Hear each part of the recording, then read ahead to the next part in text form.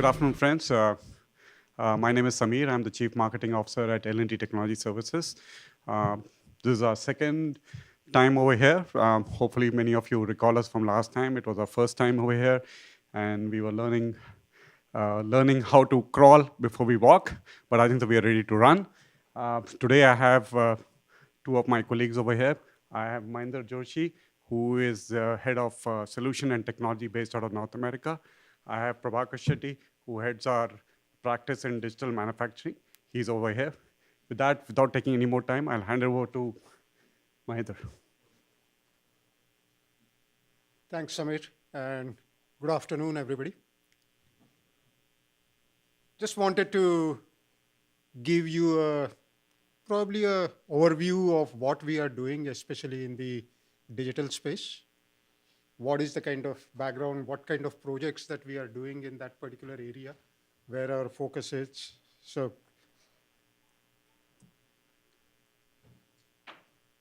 as a L&T Technology Services, as a snapshot, we are about 10,000 engineers strong now, and having more than 200 global customers. Probably one of the major point that I would like to bring out where we take pride is the number of patents that we have generated, co-authored, while working on some of our customers' projects. These patents obviously belong to our customers. Some of them is our own investment, and we have come up with some of our own patents, which we are in the process of monetizing. The another important point is probably the 90% business is the repeat business for us. Goes to show the customer satisfaction and the quality of the work that we have been doing.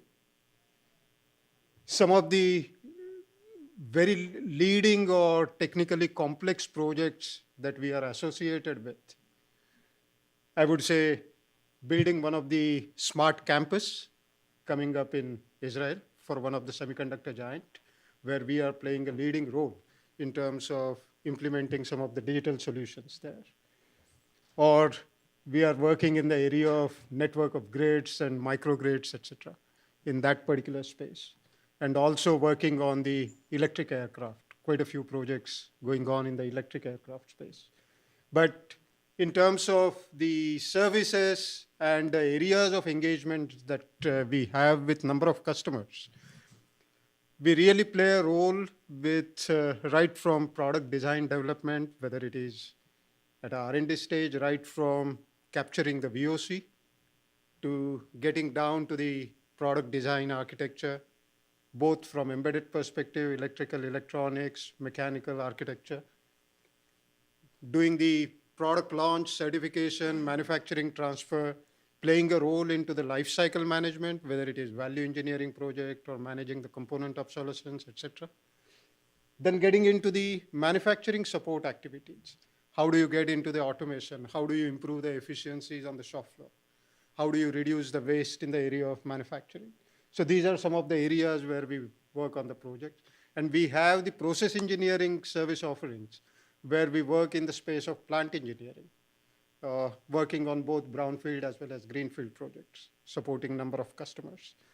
So really speaking, it is right from new product introduction, managing the product life cycle, working on the quality space, manufacturing space. So that is the kind of gamut of services or the nature of projects that we have across different verticals. We have not mentioned about the verticals here, but quickly to give the glance, probably the transportation, within transportation, aerospace, automotive, off-highway vehicles, railways.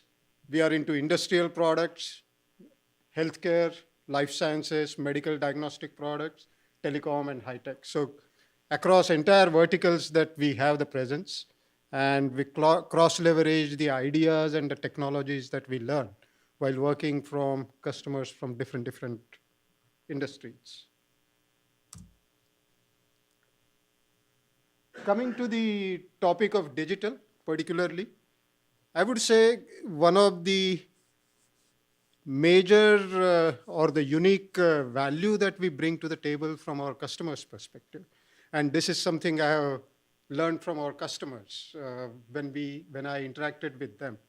Probably the unique part is right at the bringing in the capabilities to work at the sensor level. Let's take, for example, you're looking at making the smart manufacturing or the smart machines, etc. How do you capture certain parameters? What kind of sensors you will use? How do you extract the data from the PLCs or the controllers, aggregate that data? So right from sensors, getting into the connectivity, whether it is the local industrial protocols or taking the data to the cloud, the security aspect of how do you maintain the security, how do you retain the security part, how do you address the security. So the entire chain is something that we are able to address. And then after taking the data to the cloud, doing the analytics on that data, doing the data analytics part, right from not just the data cleaning or correlation kind of activities, but building the different algorithms, predictive in nature or prescriptive in nature, and then making sense out of that data. That is something which we are doing. Number of applications development, etc., that goes associated with it. Some of the areas where I would like to kind of showcase different projects that we have worked on in this particular space. As you can see, the diverse industry applications, like we work with one of a windmill manufacturer in Europe, one of the leading manufacturer, and collecting the data from various windmills and sensors. As an extension of that, we are building our own framework, which is suitable for microgrid kind of applications. We are specifically working on algorithms that are into the demand forecasting and supply forecasting. So microgrid is one of the area where we are doing our own investment in terms of building different algorithms. We have gone into another example, which is the welding machines, where it is some of the features that we have implemented. We work with 3 leading welding equipment manufacturers in the world today. And some of the solutions that we have come up with is like it tells the operator the quality of the weld that the operator has come up with. And you can actually give the welding pattern score and you can keep on improvising. But at the same time, looking at the nature of the joint, the nature of the material and other things, the welding machine sets its own different parameters. So that is the kind of solution we have implemented. For machine health monitoring that you see at the bottom left corner, it's something where we are doing both vibration analysis as well as the acoustic analysis on a gearbox to come up with the kind of predictive failure or the predictive in nature algorithms related to the gearbox. The elevator performance, one of the leading manufacturer in North America, where we are working on the elevator performance monitoring solution. We have come up with different solutions that can reduce the technician's time when he makes a visit to attend a particular issue or a particular installation. How do you cut down the time of technician he spends, and then coming up with solutions in that space. So these are the kind of variety of projects that we have done. Involves IoT right from sensor level, getting the data from additional external sensors, getting the data from machine controllers, aggregating that together, and then running the analytics on top of that to derive the business value. We kept it in line with the theme of this particular conference in terms of smart machines and smart factories and smart cities, and wanted to share some of our solutions that we have come up with and some of the projects that we have worked on in that particular space. We already have the Ubiquase or the Wages and IBEMs, some of our own IPs and solutions in place. The recent addition to all this line is a I know analytics framework that we have introduced recently.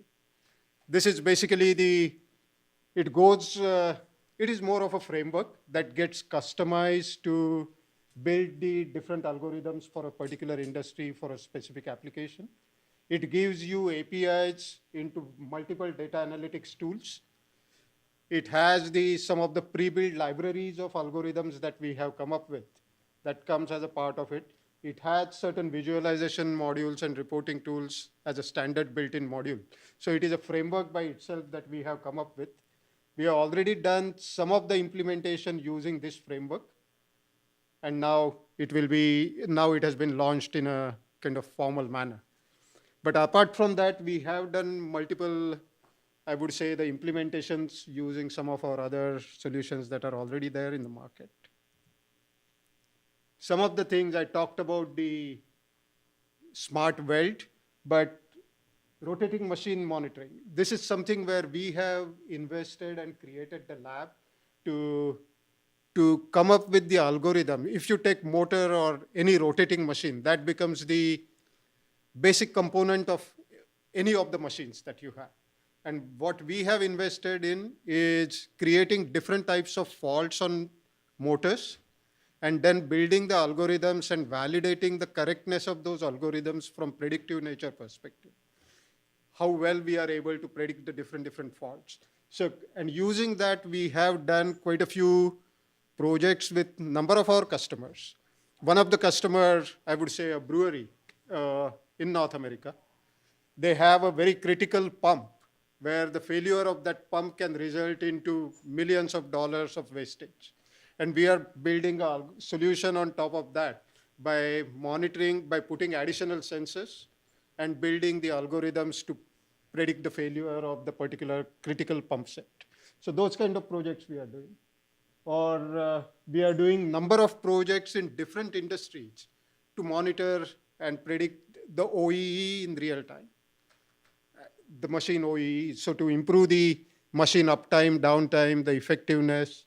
So those are some of the areas where we are working with number of our customers.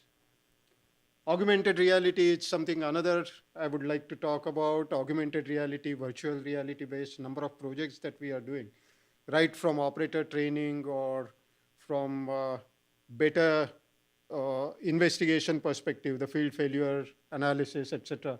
So these are the kind of things we are working on. Getting a little more into the detail of the analytics platform, rather than getting more into the technology aspect of it, probably some of the areas where we have built the solutions. I talked about manufacturing and industrial automation, the doctors or the healthcare and the medicine part of it. That is where we have done number of projects, some of them in the area of orthopedics, where it is more for example, one project we are doing using the artificial intelligence is when you go to the, when you are doing, let's say, a kneecap, and you need to extract the bone portion from the X-ray image. It's a lot of manual work. So we are building the automated knee extraction modules, which keeps on learning, etc. So those are some of the projects that we are doing in that space. Or some of the projects we are doing is really assisting the doctors in guiding in towards the diagnostic by taking the different physiological parameters and then correlating those and then coming up with the better diagnostic tool. That is one area. Like one example I can give is we have a good expertise in the area of ultrasound as well as X-ray. One project that we are working on currently is the fusion of ultrasound image and the X-ray image for the kidney stone removal, so that you can improve the accuracy of stone detection rather than going it by trial and error. So those are the kind of projects we are working on. I think I covered this. I will not get into detail. This is one of the another area completely different. How do you improve the documentation? This is the project we are working with a company, a major in oil and gas sector, using the NLP-based algorithms and queries. You have tons and tons of documentation. How do you improvise? How do you do the effective query and then extract the relevant data? So I think number of them which are This is something in the manufacturing space where this is actually a solid example where we have delivered millions of dollars of savings in this particular place, where we are doing the factory simulation or the robot line simulation before you actually go and install that, and then simulating it. So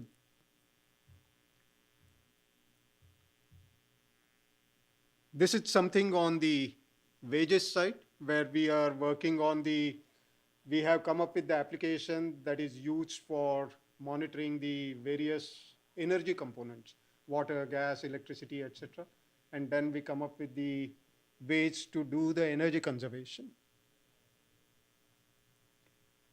Number of areas in smart city, the IBEMS is basically the various smart building or the building automation related component.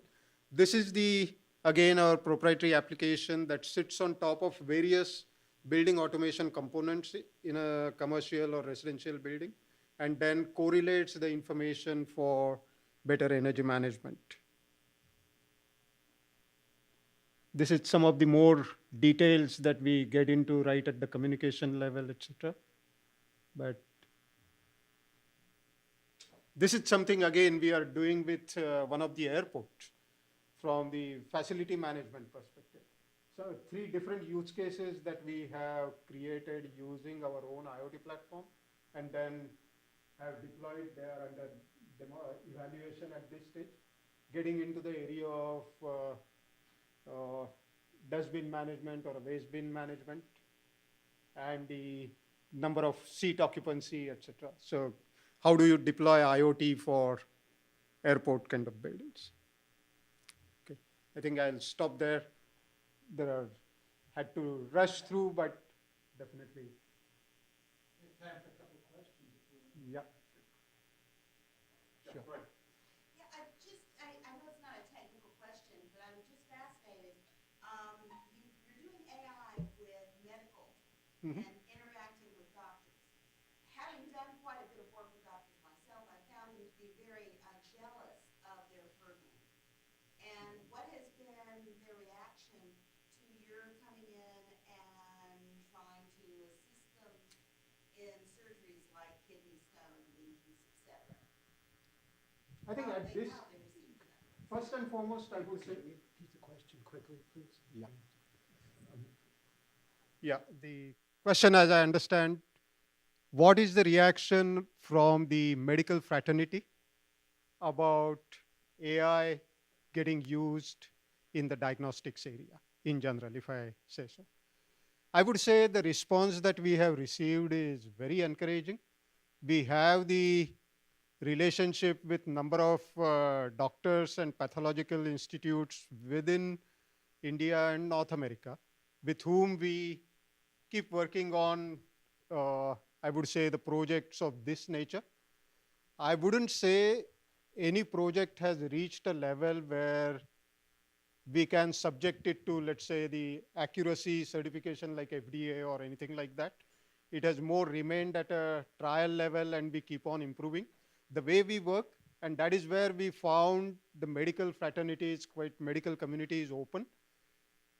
They bring the domain knowledge and the challenges that they face, whereas we bring in the engineering angle to it.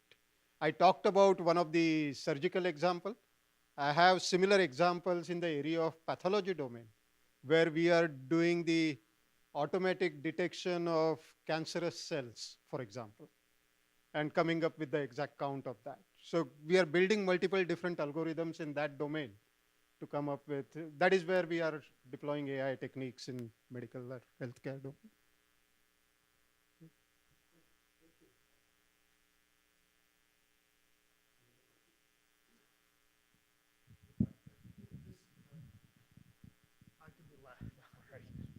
This is regarding AI, the new AI product is AI KNO. Has that been applied in the industrial sector? Is there a use case? I know it's a new product that may not have been applied yet, but is there a use case you could talk about in the industrial space, an application example? industrial space, we are working on particularly in the area of predictive maintenance of some of the machines. One example I can take, very close to the actual case that we are working on. This is a very high volume plastic injection molding component that is getting manufactured. And a particular customer has, I would say, close to on a shop floor of roughly about 50 different injection molding machines. And what we are doing is getting the parameter.